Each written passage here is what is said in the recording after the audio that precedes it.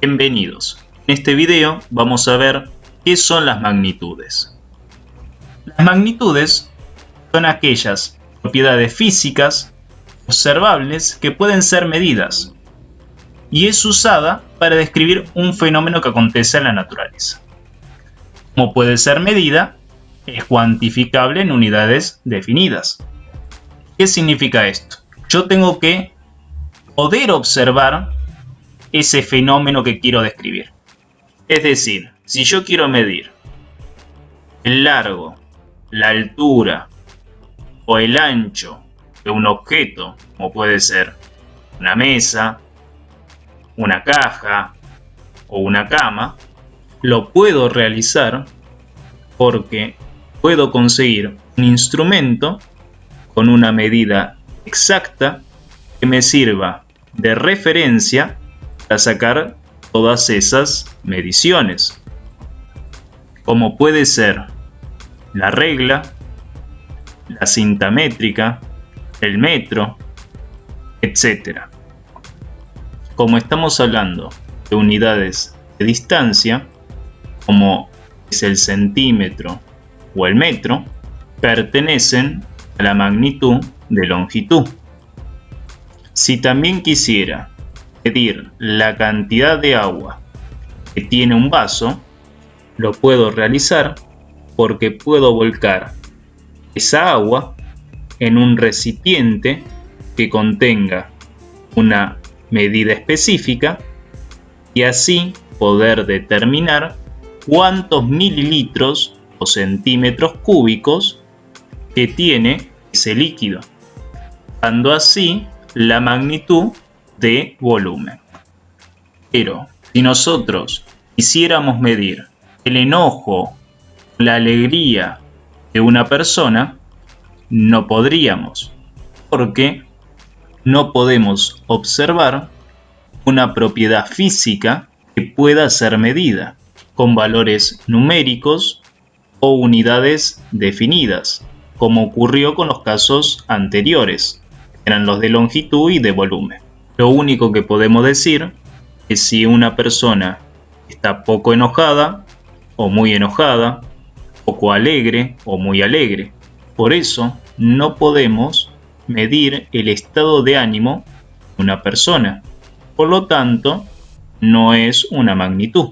Si yo tuviera como ejemplo, la escalera mide 4 metros de largo. 4 es el valor numérico, también se lo denomina módulo. La unidad es el metro, por lo tanto la magnitud es longitud. Vamos a pasar ahora a qué es medir. Medir es comparar la cantidad de una magnitud en relación con una cantidad de la misma magnitud, ya establecida como unidad de medida de esa magnitud. ¿Qué significa esto? Si yo quiero medir una mesa, voy a buscar un instrumento adecuado para medir esa mesa.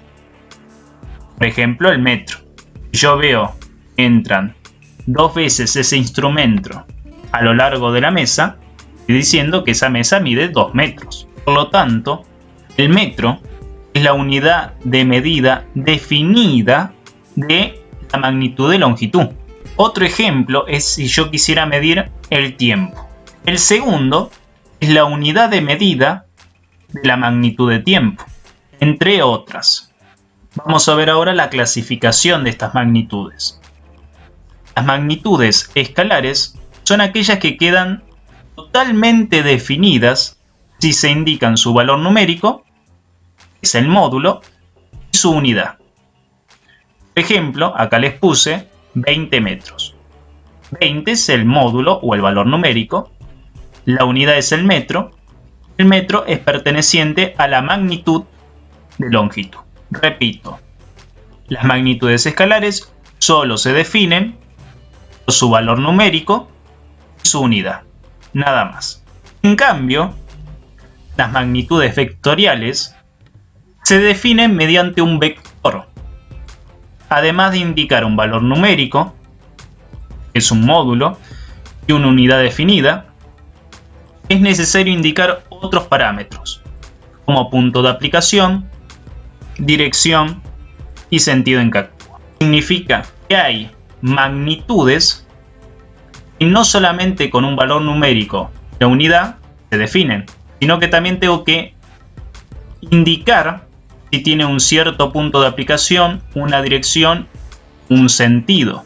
Estas magnitudes normalmente se representan con una flecha arriba de ellas. Indican que tienen una dirección y sentido, como también un punto de aplicación.